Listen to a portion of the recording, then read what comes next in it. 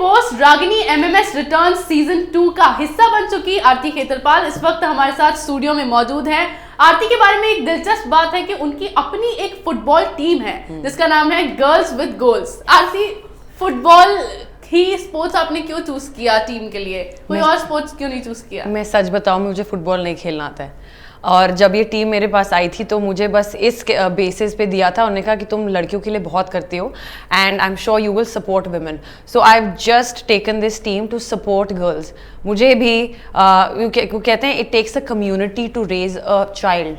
सो जितना मुझे अपने वृंदावन से कम्युनिटी से सपोर्ट मिला है, and I think it goes back to me playing karate with दो स्लम गर्ल्स। एक ऑर्गेनाइजेशन है कॉल्ड फूड फॉर लाइफ। वहाँ की लड़कियों के साथ उनको एम्पावर होते हुए देख के मैं कॉन्फिडेंट हुई। तो मुझे लगा आज जब मुझे ठाकुर जी की कृपा से कोई एक अपॉर्चुनिटी मिली है किसी को सपोर्ट करने के लिए, देन व्हाई नॉट। सो वो मेरे लिए भी बहुत एक बड़ा चैलेंज था, क्योंकि मैंने कभी कोई टीम हैंडल नहीं करी है। टीम ओनर की रिस्पॉन्सिबिलिटीज़ बहुत होते हैं, from choosing the players to choosing your coach, उनके ग्राउंड के रूटीन्स, उनके ग्राउंड के matches, practices, kit, dealing with the owners, marketing, sponsorship लाओ, एटसेट्रा एटसेट्रा। सो उसमें मेरा सारा एक it was an experience today. अभी हम लोगों ने कैसा एक्सपीरियंस आप कर रही? बहुत ही दिलचस्प था। पहला season was a learning experience for me. It is a league in the Adidas creators premier league जो हेमंत शर्मा एंड प्रणव ने मुझे इनवाइट किया था। तो उसमें जब हम लोग अलीबाग में ऑक्शन हुआ तो हम लोग प्रॉपर टीम ओनर्स की तरह गए। हम लोगों ने बेट्स दिए, बड़ा ही फैंसी जो पिक्चरों में दिखाया जाता है, we were living that. So that from that to actually seeing your girls and then giving them the opportunity to play a sport without worrying about your coaching fees, without worrying about your cost of ground, because money is a reality. And to pursue anything, अगर आपको ज़िंदगी में कहीं से भी support मिलता है ना, लाइक मुझे अगर आप पूछें स्ट्रगल के बारे में, उन सबसे पता नहीं कौन कहाँ से आके मुझे कैसे मदद कर देता था, वो मुझे नहीं पता। So I just feel that this was an opportunity for me to reciprocate it back to the universe. क्योंकि हमें लगता है कि हमारी मेहनत से आए, बट इन रियलिटी हमारी मेहनत से कुछ नहीं आया। ये सब भगवान की कृपा और लोगों की श्रद्धा से हमारा जिंदगी बढ़ता जा रहा है। तो माई थॉट प्रोसेस वॉज, किसी ने मेरी मदद की, अगर मेरे जरिए if I have to become an instrument to help these girls, then why not. And वहाँ से मुझे फुटबॉल के बारे में पता चला, बट मैंने पहले ही अपने सारे प्लेयर्स को बोला था कि बॉस मैं फुटबॉल प्लेयर नहीं हूँ, मैं टीम ओनर हूँ, तुमको क्या चाहिए वो मैं प्रोवाइड कर दूंगी। And dealing with the sponsors were also very very good. Epic was the sponsors, then Cocoon were the sponsors. They also very generously supported it. कितना टाइम हुआ है आपको इस टीम को लीड करते हुए अभी? एक साल। तो अब मतलब कैसी चीजें आपको उसके अंदर देखने को मिली? जैसे फुटबॉल के बारे में आपने जाना, तो क्या आपका इंटरेस्ट फुटबॉल के अंदर डेवलप हुआ? मेरा तो इंटरेस्ट बस यही था कि पैसे कहाँ से लाने हैं। जो दो पेरेंट्स जो होते हैं जो आपको दुनिया में आपको प्यार बहुत लोग करते हैं, बट आपको पाल पोस के आपके पेरेंट्स ही बड़ा करते हैं। So I don't believe in I love yous and you can not take care of my school expense. I love you great, but till the time I can't back it up with my actions, there is no point of that I love you. खाली I love you से I support you का क्या करोगे आप? Till the time you not giving them what they need, those which is a platform and finances, ताकि तुम भूल जाओ कहाँ से आएगा, तुम खेलो। और ये मुझे तभी आया क्योंकि मेरे साथ ये होता आ रहा है। ये जो these small miracles I keep telling you by the Lord's grace, आपको लगता है कि एक्स आपके साथ आपको एक्स काम करवाएगा, कहीं से वाई आके काम करा के चला भी जाता है और गायब भी जाता है। So you don't realise that you are only working on grace. Socially Aarti बात करते हैं, वुमेन एम्पावरमेंट को आप काफ़ी सपोर्ट करती हैं। हाल ही में हैदराबाद में महिला डॉक्टर के साथ जो कांड हुआ है, उसके बाद सडनली हैदराबाद पुलिस के साइड से एक गुड न्यूज़ आई, जिसके बाद पूरे देश में जो बवाल मचा हुआ था एकदम शांत हुआ। सबने उस चीज़ की बहुत सराहना की। सबने कहा कि हैदराबाद पुलिस ने जो एनकाउंटर किया उससे डॉक्टर महिला के साथ जो भी हुआ, उसके बाद डॉक्टर महिला को न्याय मिल गया, जस्टिस मिल गया। इस चीज़ पर आप क्या कहना चाहेंगी? जब निर्भया केस हुआ था दिल्ली में, तो I was a part of that rally and हम बहुत सारे कॉलेज फ्रेंड्स मोर्चा में भी गए थे। And it is very heart wrenching. मैं हूँ तो दिल्ली से, मैं पैदा दिल्ली में हुई हूँ। एंड जब आप बाहर जाते हैं दिल्ली से और उसको रेप कैपिटल बोला जाता है, फिर जब आप इंडिया से बाहर जाते हैं तो उसको ग्लोबली बोला जाता है कि इंडिया में तो बहुत रेप होते हैं और इंडिया का इंडिया में विमेन की सेफ्टी नहीं है, and then there are cases like this जो आते जा रहे हैं कि आप ऐसी कोई भी औरत नहीं होगी पूरे दुनिया में जो इन कहानियों को देख के उसको डर नहीं लगता या उसकी ज़िंदगी में दहशत नहीं फैलती है और उसको गुस्सा नहीं आता है कि वो क्या करे. बट आई थिंक इसका actual justice only people can give. जो अगर वो खुले आम हमारे जो ये सो कॉल्ड प्रेडिटर्स हैं, अगर वो उनको इतनी हिम्मत मिल रही है कि उनको लगता है कि हम जुवेनाइल हैं तो हम लोग तो निकल जाएंगे बेल करवा के, and you know juveniles after getting in the jurisdiction बहुत ही कम लोग होंगे जो एक्चुअली सीधा निकले. क्या पता वो इतने ट्विस्टेड हों कि जब तक वो बड़े होके आए वो और भी ज्यादा वो राक्षस की तरह निकले अंदर से. Right, there is no what is the guarantee. आप कोई उनको मंदिर तो भेज नहीं रहे हो, आप उनको जेल भेज रहे हो जहां पे they are in a worse condition. And to end all of this in reality you need good education and you need good parenting. Every house in this country, in the entire world should know how to respect women. अगर आप अपनी बहन की इज्जत नहीं कर सकते तो आप अपनी गर्लफ्रेंड की कैसे करोगे? अगर आप अपनी गर्लफ्रेंड की इज्जत नहीं कर सकते तो आप अपनी बीवी की कैसे करोगे? अगर आप अपनी बीवी की इज्जत नहीं कर सकते तो आप सड़क पे चलती हुई लड़की की इज्जत कैसे करोगे, चाहे वो चाय बेच रही हो? But that does not demean who gave you this, you know, power, authority. But जो गुस्सा है जनता में, I think that is the only thing that can do justice. And what the Hyderabad police has done, I think it's commendable. ये पहले भी होना चाहिए था, ये पहली बार क्यों हो रहा है? और इसके बाद सारे केसेस ऐसे क्यों नहीं हैंडल किए जा रहे हैं? डंके की चोट पे करो ना यार. जब उन लोगों को किसी भी बात का खौफ नहीं है. यू नो, मेरा एक बहुत ही सिंपल फंडा है. जब मैं I am also a girl, I also have to deal with a lot of mental, emotional statements that I don't like to attend to.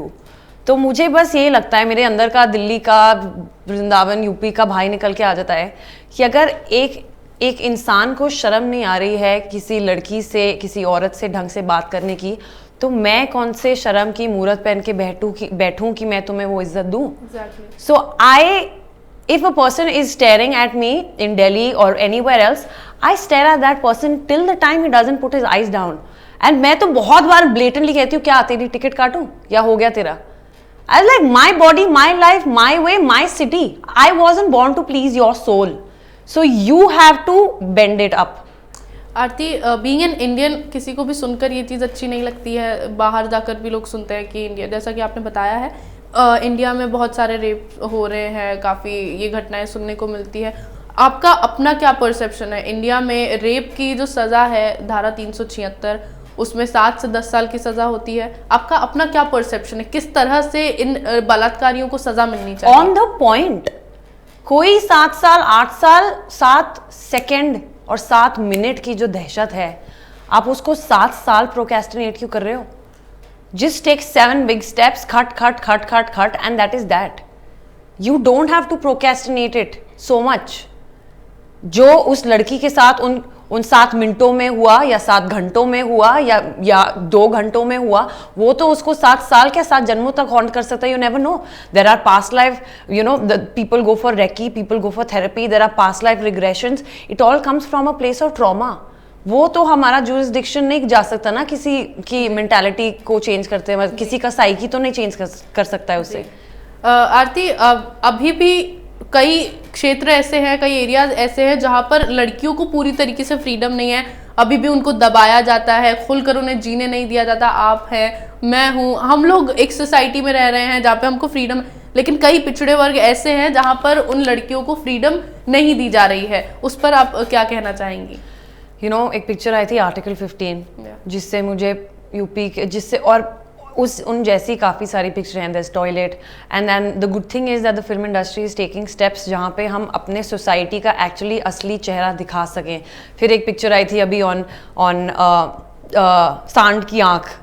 You know, films like those are actually showing the reality of the society. हम जितना भी modern हो जाएं, it's as Indians हम जितने अपने culture से rooted हों, हम जितने अपने शास्त्र से रूटेड हों, हम उतने ज़्यादा लिबरल होते हैं इन रियलिटी.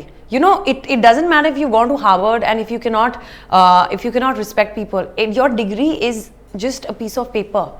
हम भागवत में लिखा है और गीता में भी लिखा है कि if you don't, I mean it's not like coated, but मैंने संतों से सुना है, अगर आपको साइंस नहीं आती एक बार को चल जाएगा, अगर आपको इंग्लिश नहीं आती है आपको एक बार चल जाएगा, अगर आपको हिंदी नहीं आती एक बार चल जाएगा, बट अगर आपको अपने वेद, अपने ग्रंथ, इंडियन स्क्रिप्चर्स नहीं पता तो नहीं चलेगा। एंड हमारे स्क्रिप्चर्स में बताया गया है how are goddesses, how are mothers, how were they treated, they were supreme, a woman, WOMAN, that entire word has a man included in it. A man does not have a woman included in it. So you have to understand the place. Real men are those who know how to treat a woman like a man. And a woman, you know, they say you've got to man up, but you've got a woman up. A real man will make you feel like a woman. A woman does not have to feel insecure, submissive, or anything lower. एक असली आदमी ही एक असली औरत को उसका respect दे सकता है. So guys, if you listen to it, you got to man up.